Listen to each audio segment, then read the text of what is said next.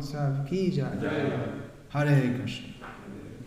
Namo Vishnu Padaya Krishna Prishtaya Bhutale Srimate Bhakti Vedanta Swami iti Namane. Namaste Saraswate Deve Gauravani Pracharne Nirvishesha Shunyavadi Paschat.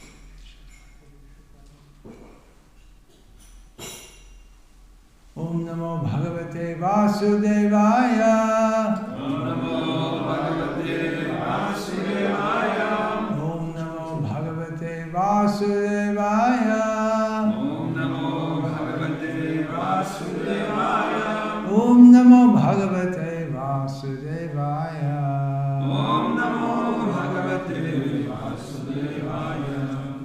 Srimad Bhagavatam, Canto 1, Chapter 1, Text 22. Translation and commentary by His Divine Grace, Srila A.C. Bhaktivedanta Swami Prabhupada. Which verse? 22. 1:22. I wasn't informed in advance. No? I gave information yesterday morning. Tvam Naha Sandarshitaha Dhatra Dustaram Nistitir Shatam Kalim Sattva Haram Pungsam Karnadharaha Iva Arnavam Tvangna Sandarshito Dhatra Dustaram Nistitir Shatam Kalim Sattva Haram Pungsam Karnadhara Ivarnavam Tvangna Sandarshito Dhatra Dustaram Nistitir Shatam Kaling Sattva Haram Pungsam Karnadhara Ivarnavam Tvangna Sandarshito Dhatra Dustaram Nistitir Shatam Kaling Sattva Haram Pungsam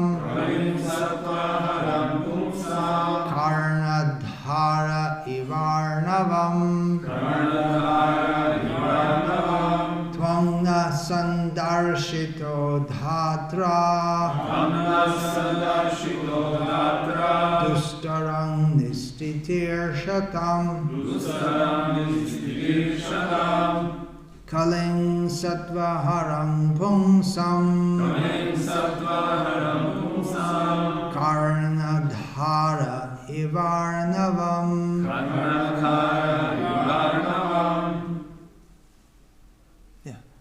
Tvamna Sandarshito Dhatra Dustaram Nistitir Shatam Kaling Sattva Haram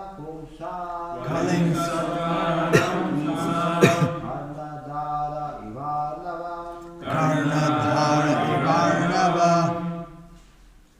Tvamna Sandarshito Dhatra Dustaram Nistitir Shatam Kalim Sattva Haram Pungsam Karnadhara Ivarnavam Tvamna Sandarshito Dhatra Tvamna Sandarshito Dhatra Dustaram Nistitir shatam Dustaram Nistitir Shatam Kalim Sattvaharam Pumsam Kaling Sattvaharam Pumsam Karnadhara Ivarnavam Karnadhara Ivarnavam. Ladies, please. Vanda Sadarshito Datra Dustaram Nistitir Shatam Kalim Sattvaharam Pumsam Karnadhara Ivarnavam. Tvam, your goodness. Naha, unto us. Sandarshita, meeting. Dhatra, by providence. Dustaram, insurmountable. Nistitir Shatam, for those desiring to cross over. Kalim, the age of Kali. Sattva, haram, that which deteriorates the good qualities. Pumsam, of a man. Karnadhara, captain. Eva, as. Arnavam, the ocean. Translation. This verse is spoken by the rishis, headed by Shaunaka, speaking as the spokesman of the rishis and Naimisharana, speaking to Sutta Goswami. We think that we have met your goodness by the will of providence, just so that we may accept you as captain of the ship for those who desire to cross the difficult ocean of Kali, which deteriorates all the good qualities of a human being. Purport: the age of Kali is very dangerous for the human being. Human life is simply meant for self-realization, but due to this dangerous age, men have completely forgotten the aim of life. In this age, the lifespan will gradually decrease. People will gradually lose their memory, finer sentiments, strength, and better qualities. A list of the anomalies for this age is given in the 12th canto of this work. And so this age is very difficult for those who want to utilize this life for self-realization. The people are so busy with sense gratification that they completely forget about self-realization. Out of madness, they frankly say that there is no need for self-realization because they do not realize that this brief life is but a moment on our great journey towards self-realization. The whole system of education is geared to sense gratification. And if a learned man thinks it over, he sees that the children of this age are being intentionally sent to the slaughterhouses of so-called education. Learned men therefore must be cautious of this age, and if at all they want to cross over the dangerous ocean of Kali, they must follow the footsteps of the sages of Naimisharana and accept Sri Sutta Goswami or his bona fide representative as the captain of the ship. The ship is the message of Lord Krishna in the shape of Bhagavad Gita or the Srimad Bhagavatam. Om Jnanatirandhasya Gyananjana Shalakaya Chakshurmilitam Yena Tasmai Shri Gurave Namaha Dana Shrishtam Nanamati Shachikutra Swarupa Rupam Tasya Vrajam Gurupurim Maturim Goshtavatim Radha Kundam Girivaram Ho Radhika Madhvasham Tapto Yasya Pratita Krita Shri Gurum Tamratos. Vandeham Shri Guru, Shri Atah, Radhakamalam, Shri Gurun, Vaishnavamscha, Shri Rupam Sarvadatam, Saharana Raghunatan Vitam Tam Sajivam, Sadvaitam Savadhutam Parijana Sahitam Krishna, Chaitanya Devam, Shri Radha Krishna Padhan Shri Vishakha. Guru Vaishnava Bhagavan Tina Smani Hari Vigna Vinashan Adaya Shri Hari Nijavan Chita Hare Krishna Krishna Krishna Hare Hare Hare Rama Rama Rama Hare Hare. This verse used to be more widely known within our ISKCON than it is now. Well, of course, ISKCON is, in terms of numbers, has grown tremendously, but in the personal presence of Srila Prabhupada, this verse was often quoted, often the English more than the Sanskrit. What good fortune that we have come to Srila Prabhupada's lotus feet. Yeah, it was often quoted in Vyasa-puja ceremonies and throughout the devotees quoting this verse in relationship to Srila Prabhupada and thinking about the great good fortune that can be maybe better perceived or appreciated in these countries where they're far away from Vedic culture, geographically far away and socially far away from Vedic culture, because throughout history, throughout at least for the last 1,000 years or so, since the advent of Sri Ramanujacharya, it hasn't been such an unusual thing to be a devotee of Krishna. It's quite common, actually very common. You see Krishna everywhere in India, and that's been in the culture. Not here. There's no knowledge of Krishna. How could we be so fortunate?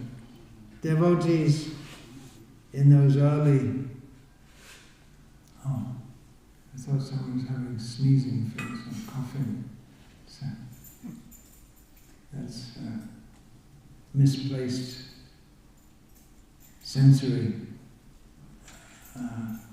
interpretation.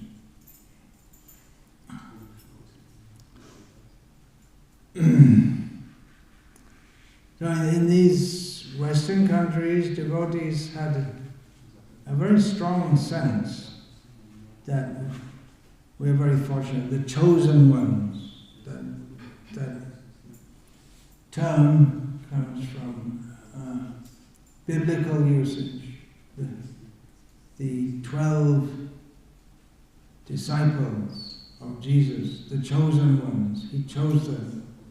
Come and join me. Just fishermen having come to the shore, having landed their catch. And Jesus says, well, just come and join me right now. What? He took them. Some of them came like that. So the chosen ones. There was a sense that we are very fortunate to be on the cusp of a revolution of consciousness brought in by Srila Prabhupada, and seeing Srila Prabhupada, how high above us he is. It's almost, it's paradoxical that Srila Prabhupada is so much above us in every way. I mean, everyone in society at that time was considering most of Srila Prabhupada's disciples in the Western world, culturally everyone was above them, because they, at least from the Vedic perspective, they thought they were starting a new revolution of consciousness, but it was ultimately it was moored in sense gratification, or they were unable to separate the search for truth, which was there in the hippie culture. They were unable to separate that from sense gratification. So it all devolved into, as sense gratification must, into madness and despair. George Harrison related that he went to the streets of Haight-Ashbury after the euphoria had died down, love, everything is wonderful, and died down and just become, the whole area had become seedy and just lots of people just stoned out on drugs and commercialized, and there was no higher, no trace of any higher search. It was just very low and degraded.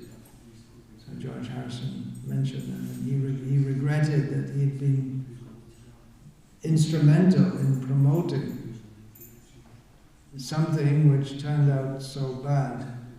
So Srila Prabhupada's disciples, they thought they were in a revolution promoting love, but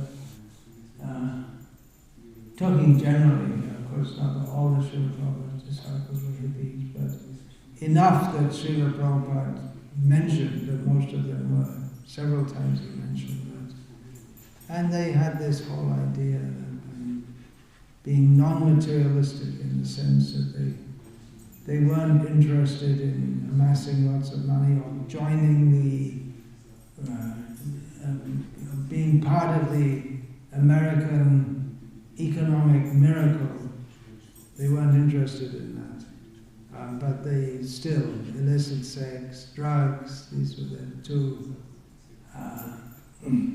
grossly sinful activities which they engaged in, apart from being unclean, having long hair, proper for women, not for men, at least in the Gaudiya Vaishnava culture. So they're very, very low by any standards. Srila Prabhupada would refer to hippies and he referred to gentlemen. In Srila Prabhupada's parlance, gentlemen at least in the conventional understanding, means someone who acts respectfully in society, is well-spoken, well-educated, dresses nicely, has sufficient income. More or less the same definition that the materialists would give. Respectable people in society. So most of Srila Prabhupada's followers were way, way below that standard even. And Srila Prabhupada was, of course, far, far above the platform of the gentlemen of modern society, who, from the social or conventional point of view, they may be gentlemen, but from the Vedic cultural perspective, barbarians also. The devotee of the Lord is in most exalted position. There's a very nice statement Srila Prabhupada makes about that, and it just came to my mind. Let's see if I can find that.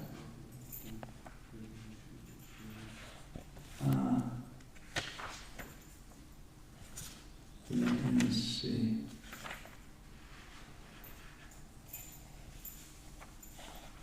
There's so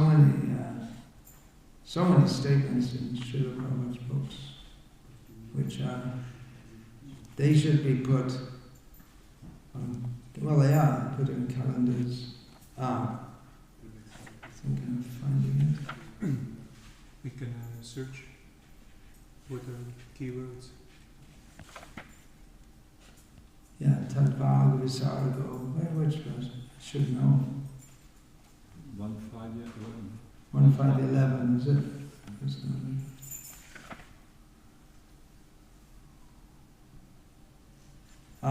Srila Prabhupada turned out to say, the beginning of the purport to this verse, which is practically a manifesto of Srila Prabhupada's mission, Tadvaga Visargo Janataga Viplavaha. Srila Prabhupada begins the purport. It is a qualification of the great thinkers to pick up the best even from the worst. It is said that the intelligent man should pick up nectar from a stock of poison, should accept gold even from a filthy place, should accept a good and qualified wife even from an obscure family, and should accept a good lesson even from a man or from a teacher who comes from the untouchables. These are some of the ethical instructions for everyone in every place without exception. This is from Chanakya, ethical instructions. But then Srila Prabhupada says, but a saint is far above the level of an ordinary man. So we can say, gentleman in Vedic culture, Srila Prabhupada says anywhere, someone who is, this describes one who is saragrahi, he can find the good things and the bad things. But a saint, Srila Prabhupada writes, is far above the level of an ordinary man. He is always absorbed in glorifying the Supreme Lord, because by broadcasting the holy name and fame of the Supreme Lord, the polluted atmosphere of the world will change. And as a result of propagating the transcendental literatures like Srimad Bhagavatam, people will become sane in their transactions. The Srila Prabhupada is writing about the saint. He's far above the level of an ordinary man, far above the level of a gentleman, because he's always absorbed in glorifying the Supreme Lord. And well, what's so great about that? You may say. It's good to be a gentleman. We don't have to glorify the Lord. I mean, all this religion stuff. But Srila Prabhupada writes that this is the way by which the polluted atmosphere of the world will change, and people will become sane in their transactions. Hinting that even the so-called gentlemen, they're not even sane. They're well-behavedly going to hell. Cultured in a very cultured way, you could say, going to hell. And what is their culture? Meat and wine and women. It's a very fallen and low culture. So Srila Prabhupada, he went among the lowest, very low strata of society.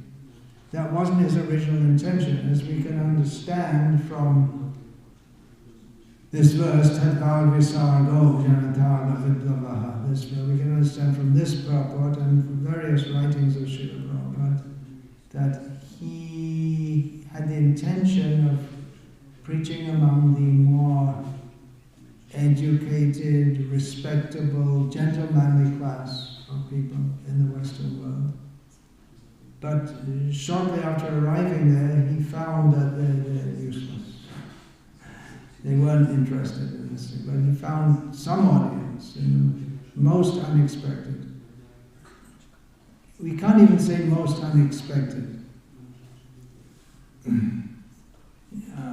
It would be most unexpected, or highly unexpected, if 300 people were to turn up for Bhagavatam class here tomorrow morning. But it's not beyond the imagination. At least it's imaginable. What is more real? A centaur? You know what a centaur is? It's the body of a man and the legs of a horse. So that's unreal, right? At least by modern understanding, we didn't see. So that's unreal. And what about a square circle? That's also unreal. But at least you can imagine a center. You can't even imagine a square circle, because the very description it makes it impossible. So it wasn't that when we say highly unexpected, that these crazy hippies would come to Srila Prabhupada. It wasn't, he didn't even have any knowledge that such kind of people existed, or that they could exist. It was beyond his imagination, we can say. Of course, you may say, well, the pure devotees, they know everything. Yeah, to some extent. That Krishna says in Bhagavad Gita also, Yo mameva samudho janati purushottamam sasarvavid bhajati mam sarva bhavena bharata. Krishna says, one who knows me knows everything. One who knows me as the Supreme Personality of Godhead without doubting knows everything. Therefore, he engages in my devotional service in all respects. This has to be understood. Qualified has to be understood in context. It doesn't mean that the pure devotee sits in the heart of every living being and understands everything in their hearts. He can do. Shukdev Goswami is described as what is that? Sasarava Muniyam Manatosmi. One big vital word I lost it. He can enter the hearts of all living beings. But omniscience is a quality of the Supreme Lord, not of his devotees. So they know everything means they know past, present and future in a general way from the Shastra. Vyasa-dev, Trikalagya. He gave a description, Srila Prabhupada mentions in the Prabhupada, the verse we read this morning. He gives a description of the symptoms of Kali Yuga. And Srila Prabhupada, he mentioned one of those quite often. One of the symptoms of Kali Yuga is Lavanya Kesha Dharana. People will think that beauty means having long hair. And Srila Prabhupada said, I factually saw that when I came to America. Long hair, long beards for men and for women also. Of course, in Vedic culture, women keep long hair unless they are widowed or if they're a tapasvini. But they keep it tied and it's not all over the place, wild, tied up. And in, at least in North Indian culture, covered for the married woman. So Srila Prabhupada, so I saw it's actually true what the Bhagavatam says. Anyway, he was among these really crazy people by any standards. And even among the hippies it was considered, to be considered crazy was considered prestigious. Because you get too crazy, you get put in the madhouse. But the streets of New York, Lower East Side, where Srila Prabhupada ended up, in San Francisco, it was a madhouse, an open-air madhouse.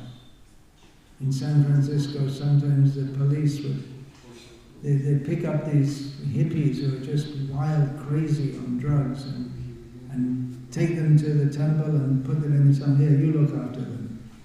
There's some hope that the devotees could look after such people.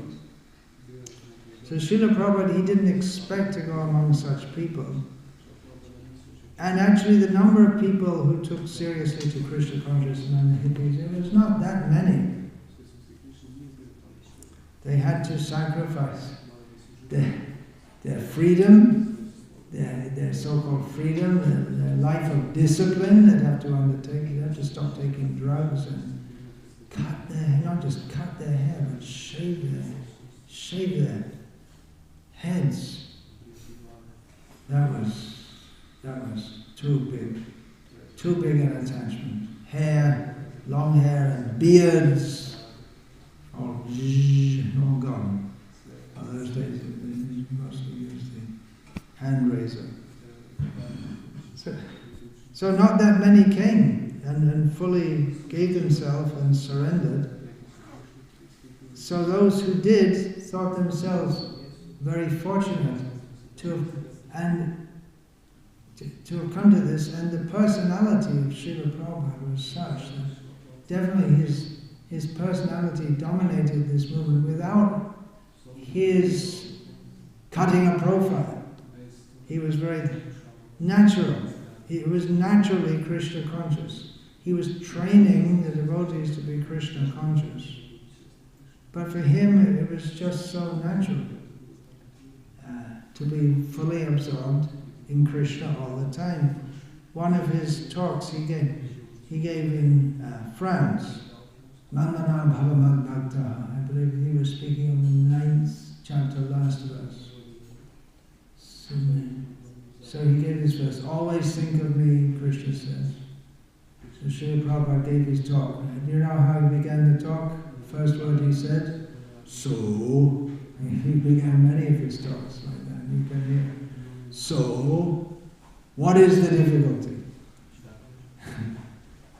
He said, one of Srila Prabhupada's common sayings. What is the difficulty?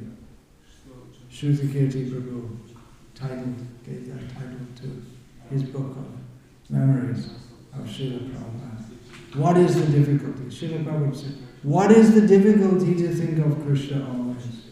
And when you're with Srila Prabhupada and he's saying, no difficulty at all.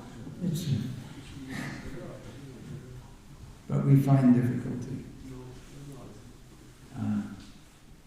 Srila Prabhupada often said, what is the difficulty?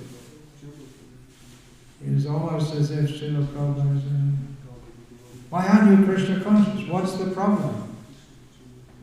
It's natural to think of Krishna. It's natural to always be absorbed in Krishna. But for us, it seemed like a tremendous challenge to be Krishna conscious. Even to chant the rounds. Srila Prabhupada, when he gave initiation, first of all gave initiation, he chanted 64. 64 rounds. It's just beyond their imagination. Even 16, he brought it down to 32, then to 16 minimum. I know myself, when I was 16, you have to go around those business. 16. But then I thought, well, all these devotees who are doing it, they came from a similar kind of background. I guess they can do it. I couldn't do it. And we see in some societies promoting Krishna consciousness in the world today, they don't ask for 16 rounds. They ask for 4 rounds, or whatever you can do, just keep on chanting. Srila Prabhupada instituted minimum 16 rounds of chanting. And for us it may seem a challenge to do that. Actually, often on initiation day it's a challenge to do it because devotees are busy in the day and there's so many things, then they've got to go and collect dakshina, they find it difficult. And on that very day it may be difficult to squeeze it in. Of course, chanting rounds is not meant to be squeezed in. But for Srila Prabhupada, it was very natural to be Krishna conscious. Actually, it is for everyone natural, but our consciousness is now changed, perverted, so that we are attached to matter. There's, in this first canto, there are so many important verses we can find. You can look that up. Where is that? Vyasa-puja jiva atman. You can look that up. What number is it? Description of Maya. Vyasadeva was meditating on Maya. We all meditate on Maya, don't we? But Vyasadeva was meditating on Maya. Well, actually he was meditating on Krishna, and then he saw Maya in that. And behind 175. He saw the potency of the Supreme Lord, very powerful potency.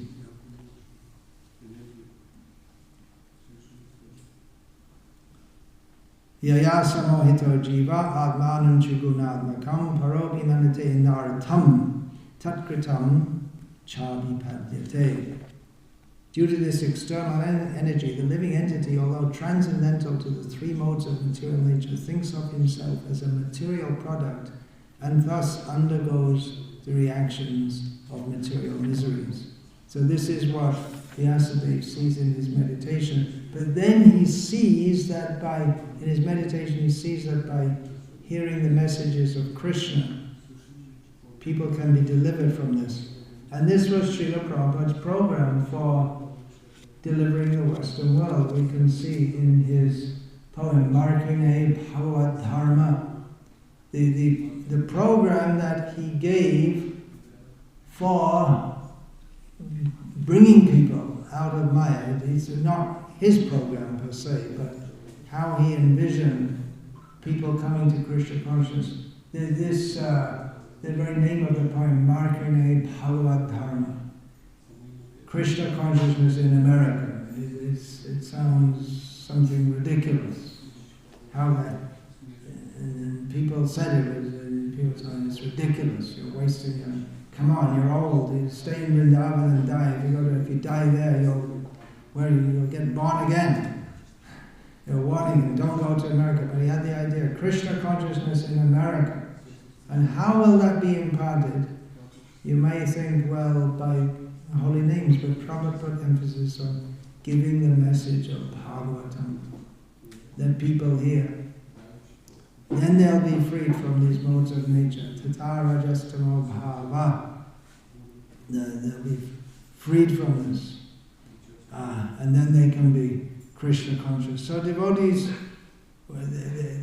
even though in the early days of the movement, devotees, compared to today, we could say that at least the opportunities for understanding so many things weren't there, because it takes time to absorb all these things. And in that time, the only books available were the 3 volumes of the first canto of Bhagavatam. That was it. And then Easy Journey came in, and Prabhupada had them start the Bhakti Godhead magazine, when they really didn't know very much about Krishna consciousness at all. They had Srila Prabhupada's classes.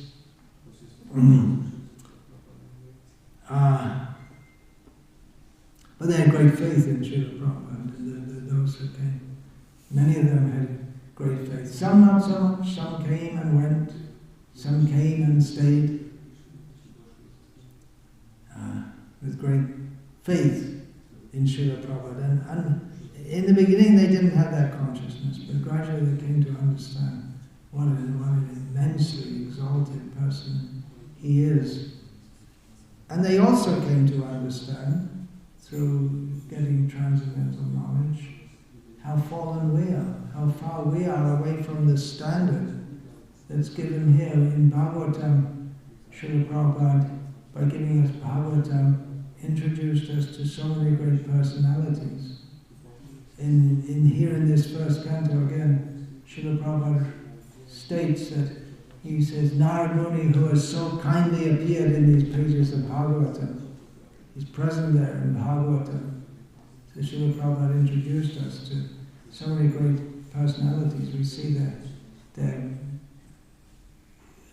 high level of Krishna consciousness, and seeing that Srila Prabhupada is on the level or more even than these great devotees. We have Swayambhu, Narada, Shambhu, Kumara, Kapilo, Manu, Prahlada, Janako, Bhishmas, Balir, Vyasa, Kir, Vyam. Yamaraj lists 12 Mahajanas, but Srila Prabhupada, he's not any less. Of course, we should be careful in comparing pure devotees, not give our material judgment, but it was Srila Prabhupada who was the Senapati Bhakta, the commander-in-chief devotee who was sent by Lord Chaitanya to make Chaitanya Mahaprabhu's prediction of Krishna consciousness spreading to every town and village, to make that possible. So what is Srila Prabhupada's position? We don't know. We can only say he's very, very high. Krishna Prishna, very dear to Krishna. very, very dear to Krishna. And by the will of providence, we who are very, very fallen have the opportunity to be linked with him. He gave that opportunity to everyone he came in contact with. Not everyone took it. As I was saying, the hippies, they like the prasadam, they like the chanting, but not all were prepared to surrender their life. But Srila Prabhupada insisted, if you're going to be Krishna conscious, you have to follow the rules and regulations, which he gradually introduced. And those who took it, they could feel the effect, they could understand. Now we're different. As Ravindra Swarup Prabhu pointed out, to come to Srila Prabhupada, for most of his disciples, they had to drop out twice. There's this saying, drop out of society. It means you're in college, university, leave it, and just don't have a job, or just you can work some temporary job sometimes. Just don't be in that society. Drop out, become a hippie. But then they had to drop out twice, because they had to drop out of the counterculture, out of the hippie society, to join Srila Prabhupada. So it was a major cultural, social shift for them. But those who did, they could appreciate their great fortune. Likely, just like I said, that this verse was often quoted when Srila Prabhupada was present, and in the years shortly following that. Devotees could have some insights into how fortunate they were and are, because Srila Prabhupada taught us how fortunate we are. We wouldn't even know how fortunate we were. We wouldn't even have any insight into how fortunate we are, unless Srila Prabhupada had given us this. Here the sages at Naimisharanya think, oh, it's our great good fortune that we met you. They think they're already very exalted personalities. They think, yeah, it's our great good fortune. There are so many rishis, so many great personalities. We see at the time of Parikshit Maharaj deciding to fast to death, fast until his death, which was impending. It's impending for everyone, but he had 7 days' notice. That so many rishis came from all over the universe, but they weren't all pure devotees. So to meet someone who can give the message of Bhagavatam clearly as it is a great good fortune, which Shonak and the rishis at Naimisharanya were aware of that. But the people coming to Srila Prabhupada, they weren't even aware of that. They had no idea how to receive a sadhu. No idea.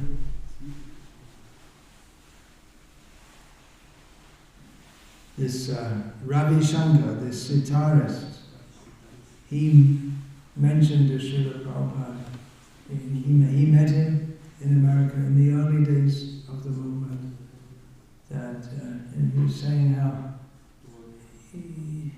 here in America you're going to teach students, because he would teach them Siddhartha. And he said you have to tolerate things like the student will sit with his feet toward you. In the Western world, people are sitting with their feet, so what? They can't understand. This is very disrespectful. You don't do this. A few years ago, this Amazon company, they brought out some mats for wiping your feet with the Indian flag. They thought that would be a good seller among the Indians, but they outraged them. How can you be wiping your feet on the Indian flag? That's highly insulting to India. They didn't know they were coming from a different culture. You could probably take the American flag and wipe your backside with it and no one would care.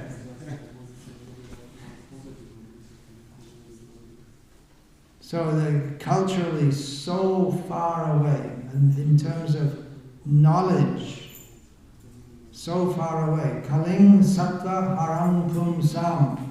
Kali Yuga takes away all the good qualities of a human being. That wasn't true in America, was it? Or it was true? Was it true or not true? It was true. I don't think so. They didn't have any good qualities. There's nothing to take away. In terms of Vedic culture, they're practically not even human beings. Human civilization begins with Varnashram, the vestiges of which are still going on in India in a very poor way, but still something going on. But in the Western world, it's not even human civilization.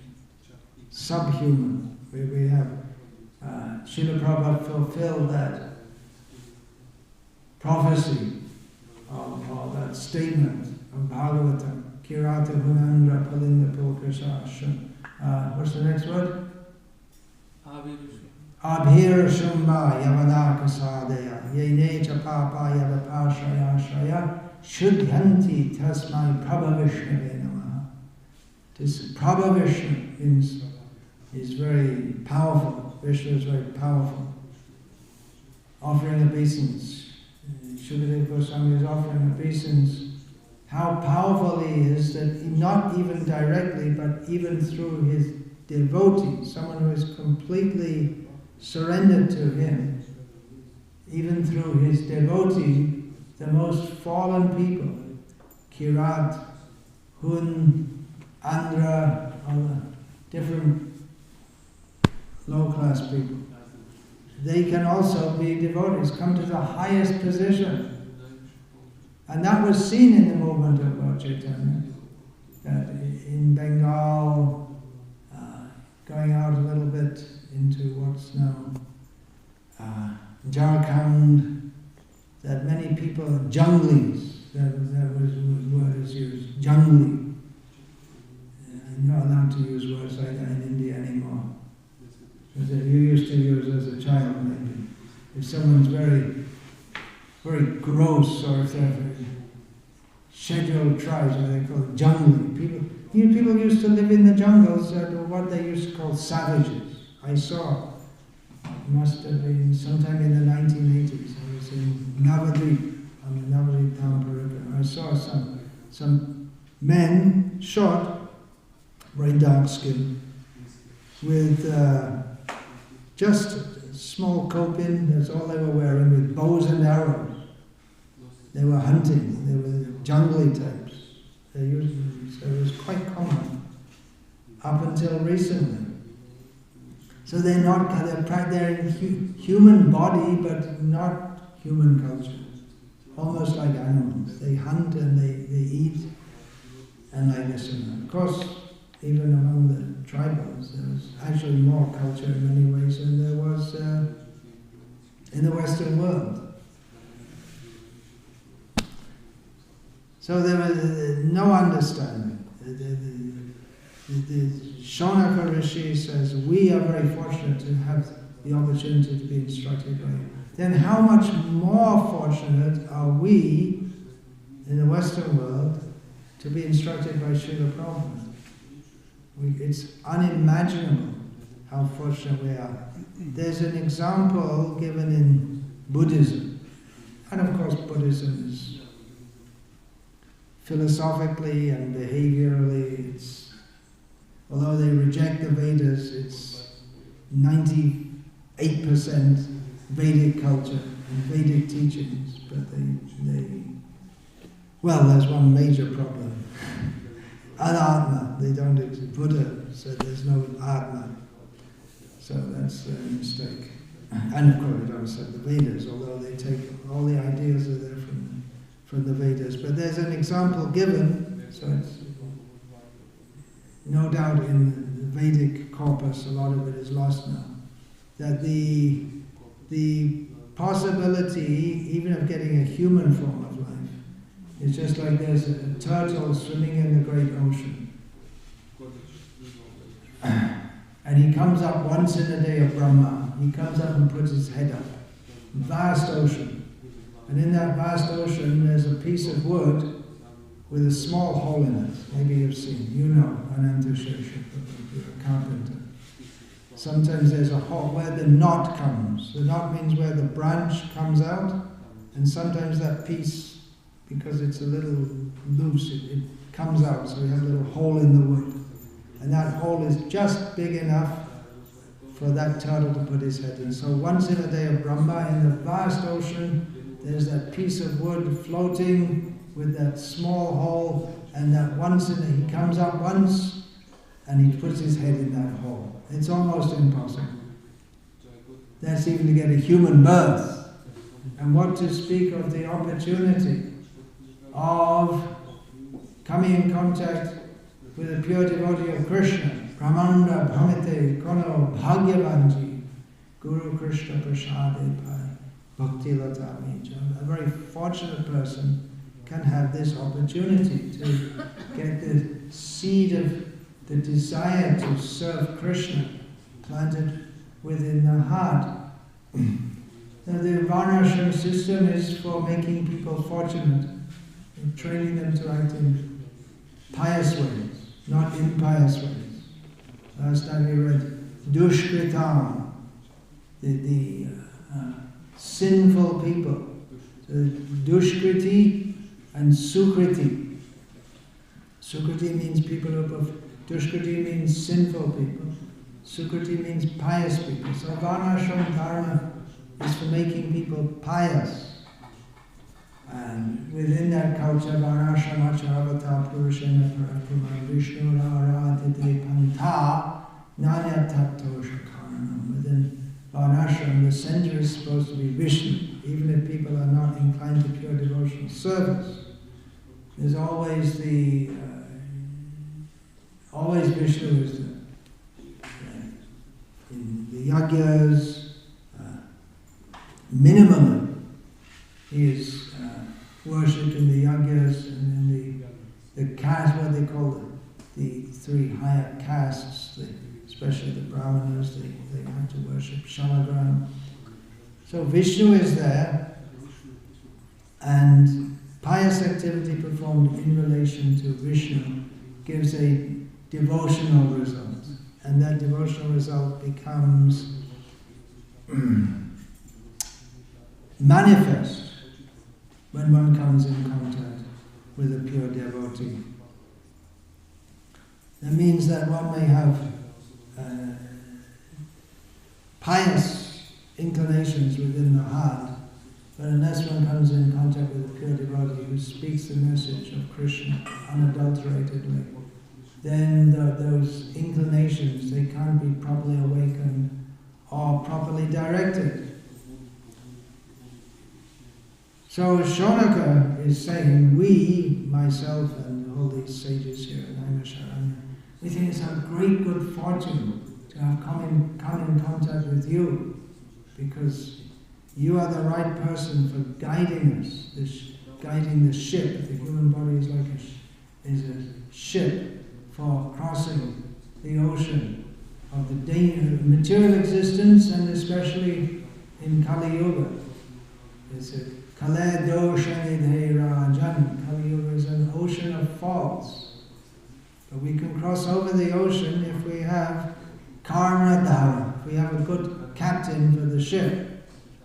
And the favorable winds, Mayanukulena Navasvataritam, the favorable winds are the instructions of Krishna in the Shastras. So it's very fortunate to have that opportunity. But that is more likely, and it's not unusual, in the land of Bharata, known as Punya Bhumi, Dharma Bhumi. Outside of India, impossible. That is actually the consideration. That's why before Srila Prabhupada went to the West, he said, impossible. Yeah. Even people in India are not taking much interest these days. What to speak of India? Actually, it was a fact. It was impossible by any material consideration. But Srila Prabhupada had faith. And yes, Kirata, Munanga, Pulinda, Gulkash, they can all come. Everyone can come. He had faith in the power of the message of Godhead, the message of Bhagavatam, the message of the holy names. And he came. And he saw in these people he saw them as Krishna sent them to me. These people, these very unusual people. But somehow they like to chant Hare Krishna. Some of them are listening to what I say. How much can they understand? Not much. But he started to instruct them. They like to take Krishna Prasadam. He saw some sign of hope. So he said that his policy was, if there's a little spark of interest, fan it. And gradually that became a blazing fire. So fortunate. Sutta Goswami, great personality, so many great personalities have been there. If we see the history of India, Bharata, Mahabharata, we'll find that so many great personalities are listed. In Ramayana, we'll find so many great personalities. It's almost expected that there will be saintly people. Not that everyone's saintly. Kamsa was also from India. So not everyone is saintly. But it's expected. When we say sadhu, we say someone who's an Indian, right? Sadhu is someone in India. But Srila Prabhupada had faith that everyone can take to Krishna consciousness. Anyone, anywhere. If they simply hear the message of Bhagavatam, chant the holy names, take prasad. With that faith he went. So, in that sense, even though there are many saintly persons in India, but we were very fortunate that Srila Prabhupada came and he picked us up. We shouldn't underestimate that. Of course, we do underestimate it because we can't properly begin to grasp how fortunate we are. But we shouldn't minimize it. Nowadays, unfortunately, there are so many things. Prabhupada made this mistake. And it's very distasteful, extremely distasteful, offensive. Now, it is a fact that for propagating our mission in the modern world, there are statements of Srila Prabhupada which are very hard for the people of contemporary society to accept. Actually, almost everything he said. Surrender to Krishna, it's hard for them to accept. That's a fact, and we have to consider how to present that. It may be very difficult for people. This egalitarianism and feminism has made the ghostly consciousness of the Western world, has made it exacerbated. They don't even understand the difference. They become so insane they don't even understand the difference between a man or a woman, that even there is a difference. And they want to be very, very demoniac. So Srila Prabhupada was, if you want to, of course, he's much more than a social commentator, but you could say anti-feminist, which doesn't go down very well in the world today, and in the Western world especially, and that may be hard to explain to others. But we should know that what he said was correct. Not shy away from that. It may be difficult to identify with Srila Prabhupada. We find that in Jesus also, don't we? he said that, I don't remember exactly, he said that, well, I know Peter, he said, 3 times you will deny me before the cock crows. Jesus predicted that Peter was his main disciple, was following the parade of the procession as Jesus was going for his crucifixion. So if you point out to Peter, oh, you were with him, weren't you? No. He didn't want to get crucified. He was eventually. So it's hard to identify with someone who is so much against what is considered normal. But if we are to actually appreciate our good fortune in coming to Srila Prabhupada, then we have to follow in his footsteps. They're not easy footsteps to follow in, because preaching Krishna consciousness is like declaring, or even practicing Krishna consciousness, it's like declaring war on the illusory energy, who's very, very powerful. But that is the burden we have to take if we are to actually accept the good fortune. Actually, the great good fortune will be if people don't like us. We can say in one perspective, we're not going out deliberately trying to make people not like us. Not that we should, after this talk, go out and get a bunch of rocks and start throwing them through people's windows. They should not like us for the right reasons, not for the wrong reasons. But if materialistic people misunderstand us, there may be a sign that we're doing the right thing. Srila Prabhupada, he mentioned that also, that if we preach Krishna consciousness, we can expect opposition. And he wrote this in Chaitanya Charitamrita commentary. The fact that there is opposition shows that our movement is going on well.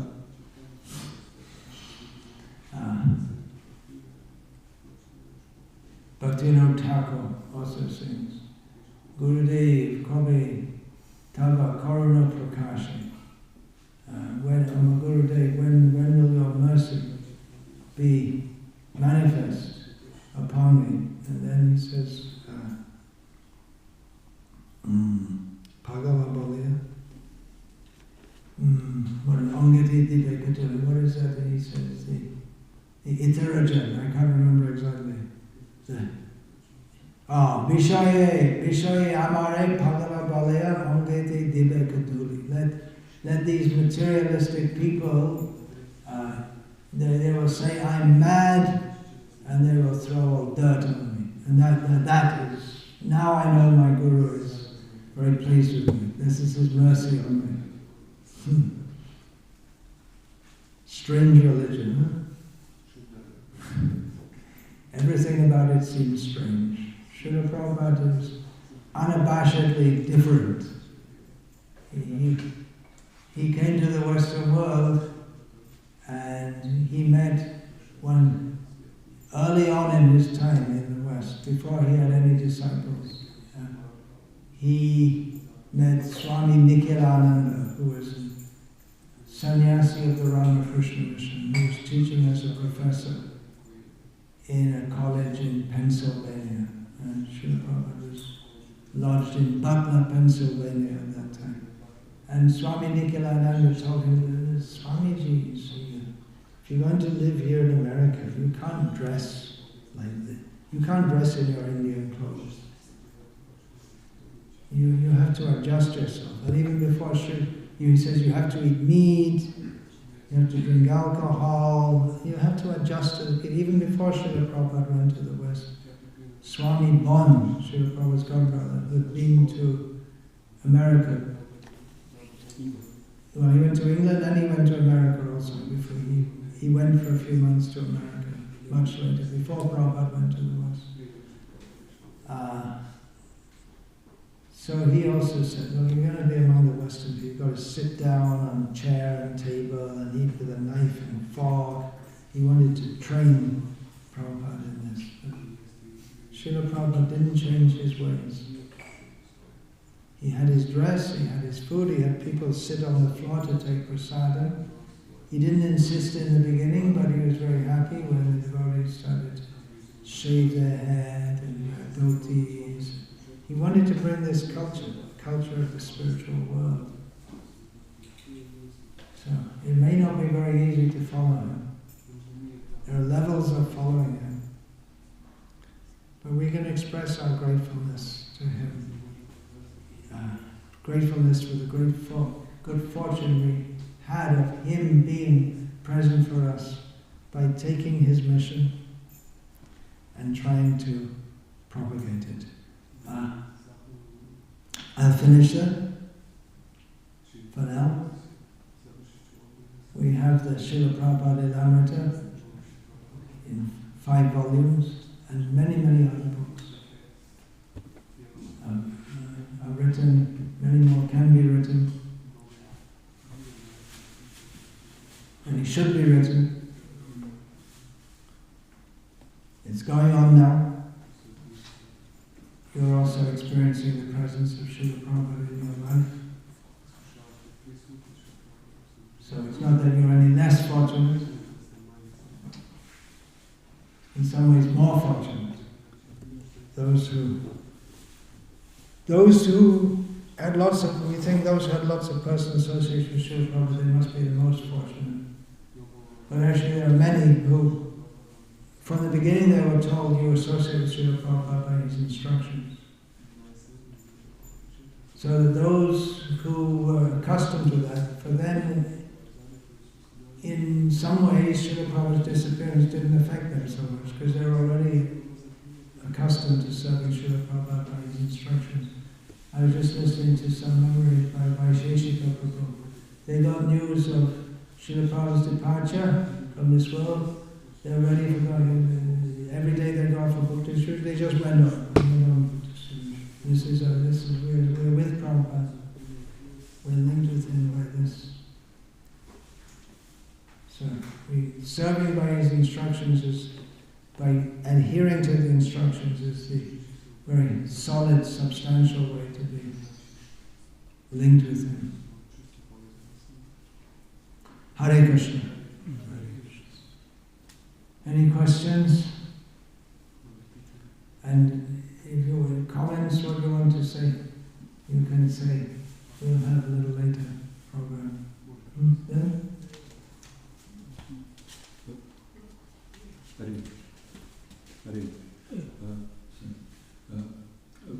You mentioned that hippies like prasadam and bhajans, music. Who disliked? They liked. Oh, they liked, yeah. And today there is a very, very strong movement inside Hare Krishna movement, whose main goal is that people feel good. And let's give them nice music, nice prasadam. Don't speak philosophy, don't correct anything. But we see, if you mentioned Bhakti Bhagavad Dharma, that Prabhupada mentioned they need to hear. Yeah, well then we come to Srila Prabhupada's comment in the 3rd chapter of Bhagavad Gita, it is that religion without philosophy is sentimentalism, or sometimes fanaticism. So you'll get sentimentalism. So does this... But you won't get, if you don't hear the philosophy, then you won't get vidyate vidya grantis chidyante sarva samshaya. You won't get the maya dispelled. So that was actually my question, because Prabhupada wanted to give Bhagavad philosophy, to give people philosophy of Bhagavad. Yeah. And my question is actually, is it possible that all these people who just fill their belly and maybe enjoy some music, and today's best preachers are those who mentioned less Krishna or anything, Best? And who's that judgment? Well, but it appears like that. in terms of numbers. Well, Srila Prabhupada himself said, if I compromised, I could have had so many followers. So, number of followers is not necessarily the criterion of success. So without hearing a message of Bhagavad, does these people can become Krishna conscious? Can you become Krishna conscious? At some level, some consciousness of Krishna is there. But without hearing Bhagavad, then we have to hear so many nonsense things. We have to hear something. And we'll be somewhere. So nice Krishna Lila, people feel nice. Yeah, then we come to... Then what it comes to is Western Hinduism. Hinduism without the piety.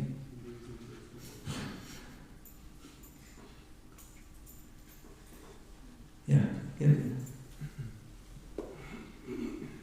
We also hear that you have your Prabhupada, we have our Prabhupada, and Your Prabhupada and our Prabhupada. yeah, then how we can know which have... Srila Prabhupada said, if you want to know me, read my books. Your Prabhupada, my Prabhupada, imaginary Prabhupada. Who has... Yeah, that's another way you can think it's better we don't have Prabhupada's direct personal association. It's very heavy. The imagined Prabhupada who's always smiling and tolerates everything. Well, he was like that in 1967 in San Francisco to a large extent, but then he wanted to train his disciples,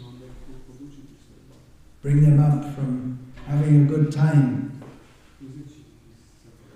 They were happy in Krishna consciousness, but on their own terms and conditions, but he wanted to bring them up. So he became strong, gradually introduced so many rules. And he was, strong and chastised the disciples who could take it.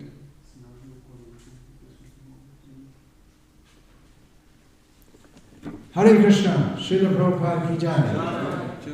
His Holiness Bhakti Vikasa Swami Maharaj ki jai. So what's the program now? Would it be okay, as you initially suggested, that we start Pushpanjali at 11? Followed Yeah, well, by Vyasa-puja? Well, there's some offerings to Prabhupada are going to be read out. Yes. Not so many. We're hoping you would read. We can... Yeah, maybe 10 o'clock. I have a little break now. I think I'll to check. 10 o'clock. 10 o'clock starting with readings. Yeah, some bhajan and some reading. And then 11 o'clock you want to have? What would you suggest? When is the bowl offering scheduled for? Noon. Noon. Yeah. So Maybe 12 or 1. 12? Yeah. Bowl offering to Srila Prabhupada. So before that comes Pushpanjali. Actually, usually bowl offering, Pushpanjali.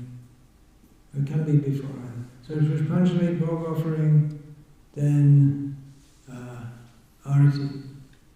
We can sing Guru Puja. Usually at that time we sing the Durvashtaka, different tune. Okay. So we can do that. So 10 o'clock, 10:30 reading of offerings. And then when that's done, we will have some bhajan. It is better to have Pushpanjali after the bhog offering, because Prabhupada would then eat covered in petals.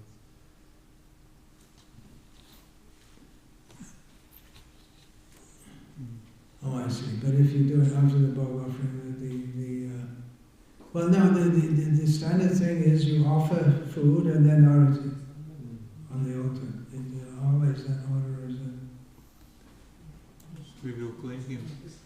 Pushpanjali is... Pushpanjali, the flowers are supposed to be offered at the feet, actually. So we'll do like that, huh? 10:30, bhajan, we can sing what? Ohe Vaishnava Thakur, sing that. Then some readings, and then what? Do you want to have the Pushpanjali then? But then when will the bhog be ready? Who can say? After reading. Hmm? After Yeah, but can you give a time? They have to have a time, otherwise it can be stretched unlimitedly. We will write something. Yeah, but let's finalize it now so everyone knows.